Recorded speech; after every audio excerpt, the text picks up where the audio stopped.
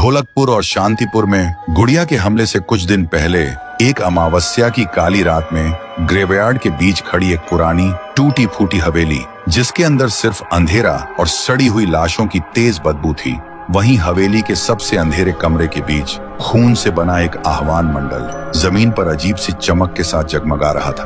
उसके बीच एक पुरानी गुड़िया रखी थी और आह्वान मंडल के इर्द गिर्द 3 तांत्रिक उस गुड़िया पर श्रापित काला जादू की विधि कर रहे थे। 3 तांत्रिकों की आवाज एक साथ गूंज रही थी। मंत्र इतने भयानक, इतने गहरे थे कि जैसे हर श्रापित अंधेरों के आत्मा को आजाद कर रहा हो। तभी हवेली के अंदर चारों तरफ से हर तरह के भूत प्रेत की आत्माएं हवा को चीरते हुए सीधा उस गुड़िया के अंदर घुसने लगी। और जैसे ही आखिरी आत्मा घुसी, गुड़िया की आंख खुल गई और अचानक वो 3 तांत्रिक टुकड़े टुकड़े होकर बिखर गए। तभी गुड़िया उठती है और जोर जोर से हंसने लगती है।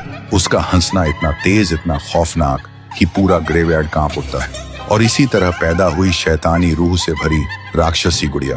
फिर एक दिन गांव के कोने में 2 छोटी बच्ची गाना गाते गाते खेल रही थी। तभी वो गुड़िया आती है और 2 बच्चों का गाना चुपचाप एक अजीब सी मुस्कान के साथ सुनने लगती है। उसकी हरकतें एकदम अजीब थी और जैसे ही बच्चों ने उस गुड़िया को देखा, उनका गाना एकदम बीच में रुक गया, क्योंकि इससे पहले उन्होंने कभी चलती हुई गुड़िया नहीं देखी थी। अगले ही पल वो गुड़िया दोनों बच्चों के करीब आई और उनका खून चूस कर दोनों को मार देती है। और तब से वो गुड़िया वही अधूरा गाना टूटी फूटी आवाज में गा के अपना तांडव मचाती थी।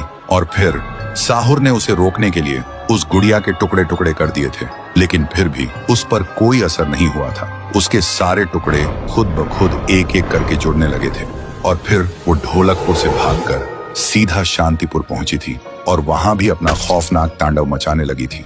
लेकिन शांतिपुर में भी उसका आमना सामना हुआ था पीहू और साहुर से, और फिर दोनों ने मिलकर उस गुड़िया को आग से जलाकर खत्म कर दिया था। और इस तरह पीहू और साहुर ने गांव वालों को उस श्रापित राक्षसी गुड़िया से बचाया था। लेकिन जलने से पहले जब साहुर ने अपने जादू से उसे कस के पकड़ रखा था, तब गुड़िया अपनी एक उंगली चुपके से जमीन पर गिरा दी थी। फिर गुड़िया आग में जलकर राख बन गई थी और वो उंगली अब भी वापस लौटने के लिए अपने वक्त का इंतजार कर रही है। तो दोस्तों, क्या आप देखना चाहते हो गुड़िया का वापस आना और इटाची वर्सेस गुड़िया का जबरदस्त तांडव? तो कमेंट करो और इस वीडियो को 1 लाख लाइक्स तक पहुंचा दो।